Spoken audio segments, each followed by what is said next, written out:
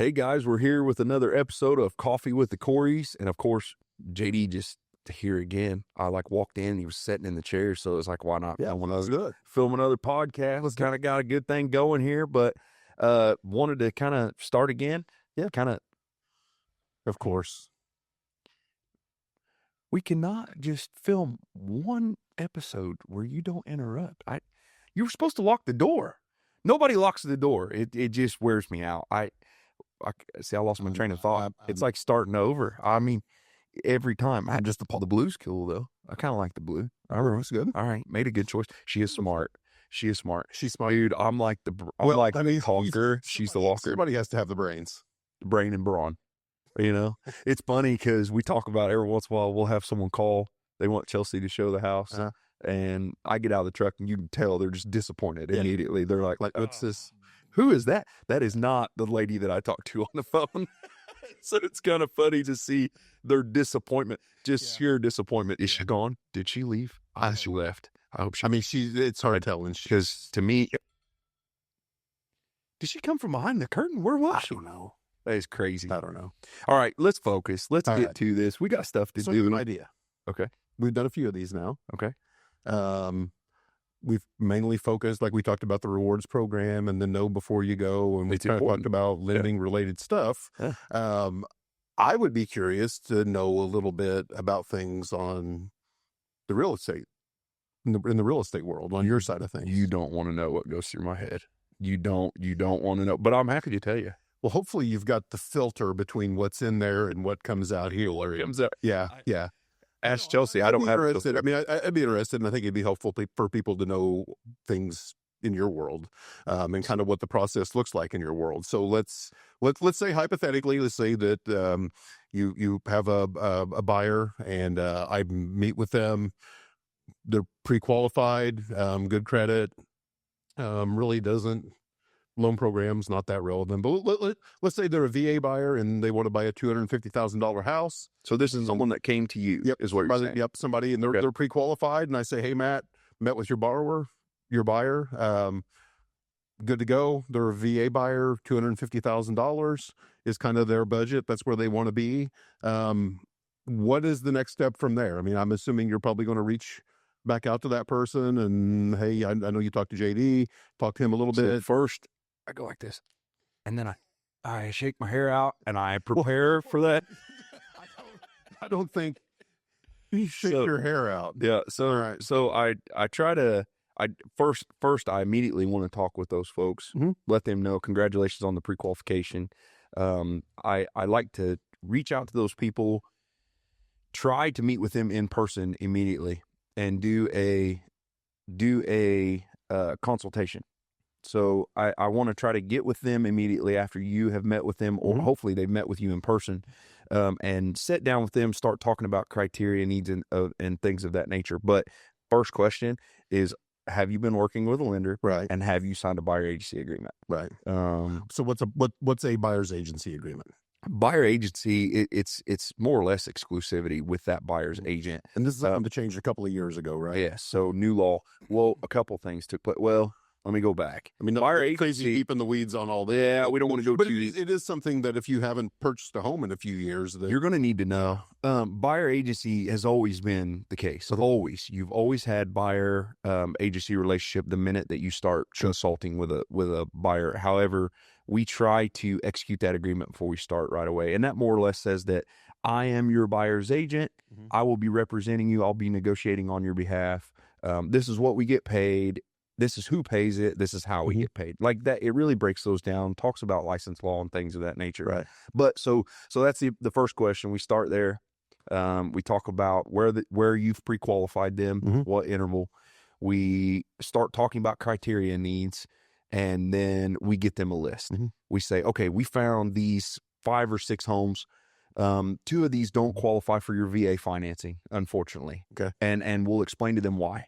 You know, VA has those guidelines. I think you refer to them as HUD guidelines. Correct? Yeah. I mean, the VA, USDA, FHA, when the appraiser goes out, they're going to determine value, but they're also making sure that the home meets the HUD standard, right, in terms of like safety and livability. Sure, So, sure. I mean, that's Moving obviously a ready, big deal, right? Like moving Yeah, ready I mean, structure. it's not something that has to be like brand new or flipped or new No. construction, but they, the intent of those programs is for somebody to buy a home that they're able to move in and reside Sure. in, without any safety or health type concerns. So once we've determined that, say out of those 5 or 6, we have 4 that we feel qualify for VA financing, or no. A lot of times we'll call that agent and ask. Right. So we'll say, hey, let's go look at those properties. Hey, and then we also found this one that wasn't on the list, but we want to take a look. Right. We try to get them in as many homes as we can. We go out there, kind of let them look around. We want them to get a vibe for what they like, what they dislike. We can start making adjustments then. And Chelsea and I are really good at that. So when you come up with a list of properties, let's say somebody's out there right now and they're thinking about buying a home, okay? And they, prior to that consultation, or what would you encourage somebody to think about right now, in establishing that criteria for the homes you're going to, I mean, are we talking geography? Like, where is a house? Location, like huge. How many bedrooms? Like, so if you were to say, hey, buyer, I want you to make a list of the things that you're looking for in a home, like, what are some items that you would want them thinking about to communicate to you? We tell them to be as specific as they like. We really want them to do that, because at the end of the day, there's a needs list, and then there's an absolute must-haves, right? Okay. And or desire. So you kind of break it down, like, here are my musts, and gotta have, but here's some other things we'd like to have, but here's the gotta haves. Because we may be able to find one that somewhat fits criteria, but they can easily adjust it to what they're looking for. So we try to give them those options. We also try to scramble their brain a little bit in the regard of, there may be a couple they're not thinking of that we know can work for them, right? And try to get them out there and take a look at it as well, because we may take them into something and go, see, this is why I wanted to bring you here, because the location's perfect, and kind of throw those different properties out to them. But say we walk into one, they absolutely are just head over heels. They knock the other off their list, right? The others, right? And we start talking about inspection processes and the lending process, the underwriting process. We talk about getting their appraisal ordered and down payments if they need to do a down payment, and earnest money. I mean, there's 15 items we have to go. There's several. And explain all the negotiation portions in that purchase agreement. But let's say we do get that purchase agreement locked in, then we want to really have those discussions about inspections and the importance of the inspection, and then the appraisal and the importance of the appraisal. And that's where you and I always pair well together, because they're getting it from both of us. Sure. Chelsea may have a discussion with them and tell them, okay, here's what to expect next. We try to send them. She's not interrupting us. I mean, it's every time. It never fails. Be quiet. Don't mention her name. She does exist, but don't mention her name, because she'll pop up. She'll pop up out. It didn't happen. I don't know if she's up there behind me. It's kind of crazy. Yeah. Anyways, but it's good to have fun with it. I always tell them, have fun with it. It should not be a stressful experience. It should be fun. It should be inviting. There should be no questions they have that go unanswered.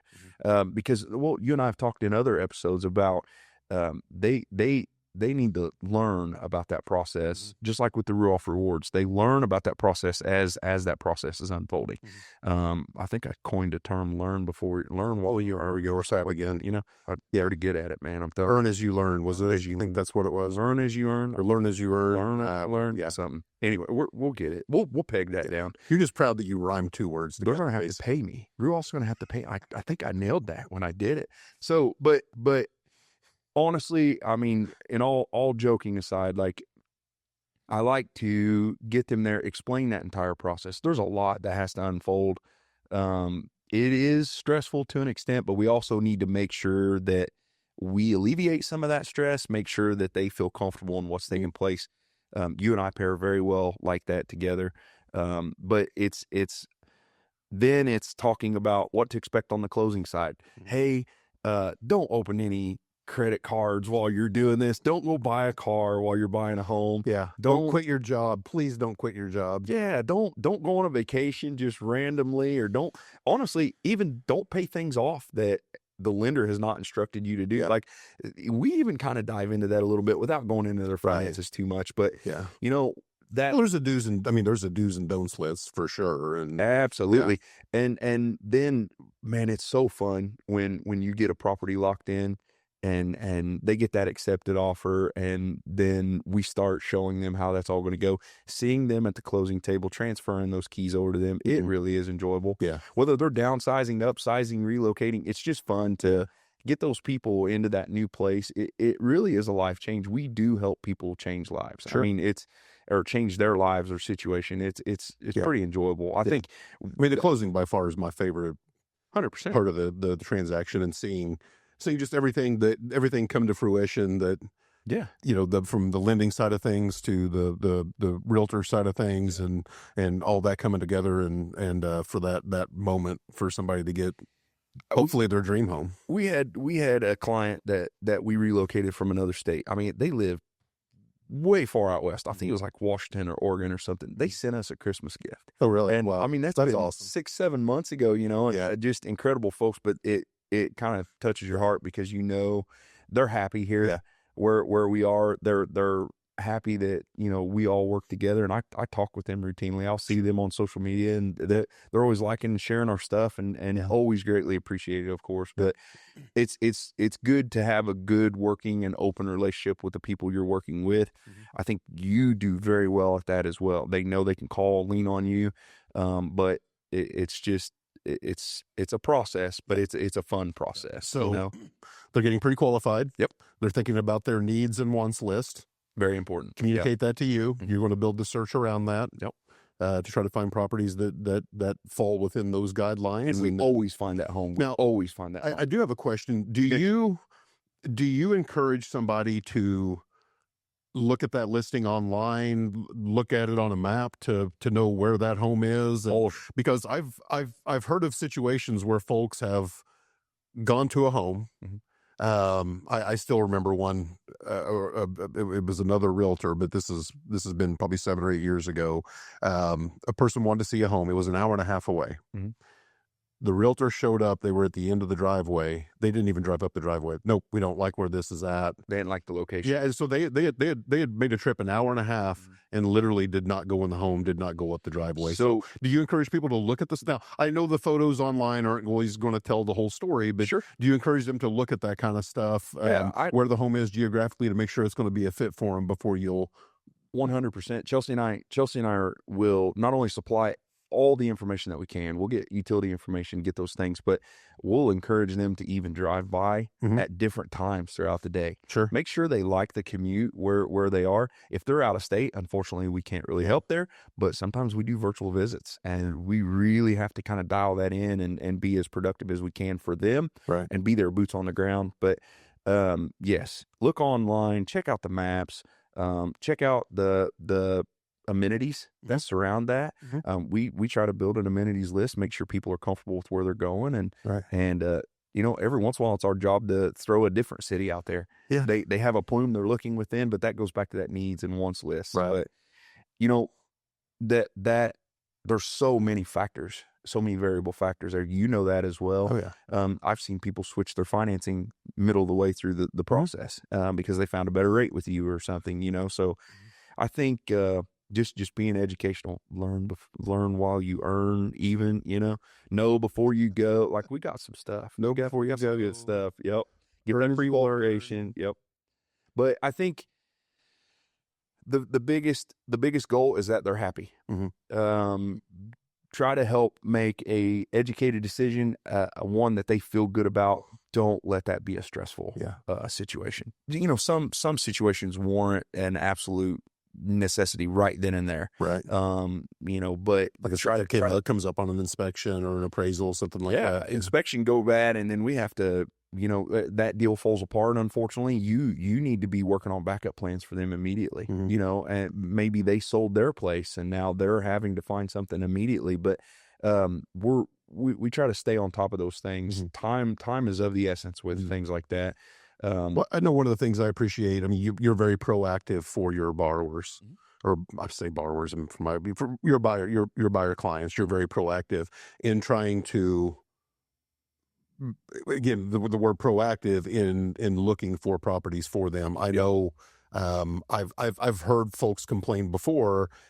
Hey, my realtor, I don't hear from them until I call them and tell them I want to see something. And in those situations, the buyers felt like they've been the one putting the effort into trying to find the home online or whatever. And then, well, I call them and they'll show it to me, but they're not really bringing me anything. And one of the things I really appreciate to you is about you. I mean, I know you're on the phone with other agents, and if you have a buyer and you have that criteria set, the budget and the wants and needs this. Yeah, I mean, you're calling other realtors. Hey, do you have anything coming up? And and being proactive. And I really appreciate that about you guys, because you do work hard to try to find that perfect situation for your folks, and you're not sitting around waiting for them to find it for themselves. Yeah, and if they call, something we try to take pride in, if they call, we need to go as quickly as we can.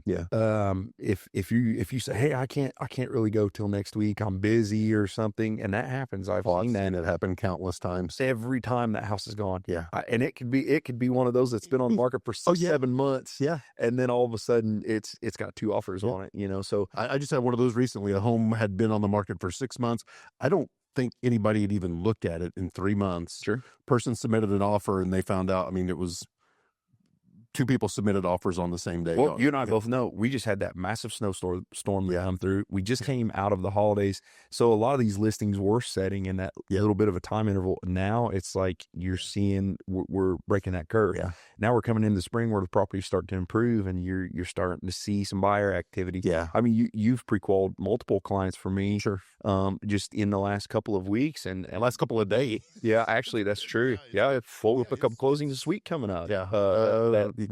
Fruition. So it's nice to see those come about too. But I think we're done here. I just want to take a minute. Like I said, I appreciate the few that we've done. We've talked about the lending side of things, but I mean, obviously I don't know what directions you're taking the series here, but I thought it would make a lot of sense to talk about the real estate side of things. I think it's all about education. I think just getting to know us, getting to know Chelsea and I, knowing like how that process unfolds and what today's market is like. Just kind of knowing how those things will unfold, I think is important, but really just having some fun. That's the goal, but I appreciate you having me here to do this. I mean, I enjoy doing this and we're having these conversations and and I mean, it's fun to come and do this, and I hope I think this will be helpful for people 100%. Even if they gain a fraction of what they need to know about that process, I think that helps tremendously, and then we can take it from there. And we try to act like we're pros. I think I don't necessarily look like a pro. For sometimes I try to act like I'm a pro and know what's going on, but it's all back to that having fun. I mean, it really is about it. Just having a good time doing it. So that's our job, right? Like we got to. But what is they say? If it's not work. If you enjoy, you enjoy. Yeah. Mm-hmm. Yep. And trust me, there's days that are tough. What are you talking about? Or I haven't had 3 of those in a row. I know. Well, I'm pretty sure the rest of this week has been that way, but that's okay. I mean, that's our job. You're going to have good and bad days, but it's if it's easy, it's not worth doing too. That's right. So yeah, I mean, that's right. They'd all be doing it. Yeah, no kidding. Yep, no kidding. Yep. So thank you again for joining us. Thank you. You kind of pulled a switcheroo on me on that one, but I do appreciate it because it's nice to highlight that portion as well. And always appreciate our chats, man. Yep. Glad you join us for that. If you get a chance, look up JD Powell with Ruoff Mortgage, great referral partner of ours. We routinely work together and have a good business relationship and like to take care of our clients when we get the opportunity. 100%. So, thank you for joining us. Yeah, absolutely. Thank you for joining us for Coffee with the Coreys. I'm Matthew Corey of the Corey team and Williams Carpenter Realtors, and we will see you soon. Please like, follow, and subscribe at your convenience.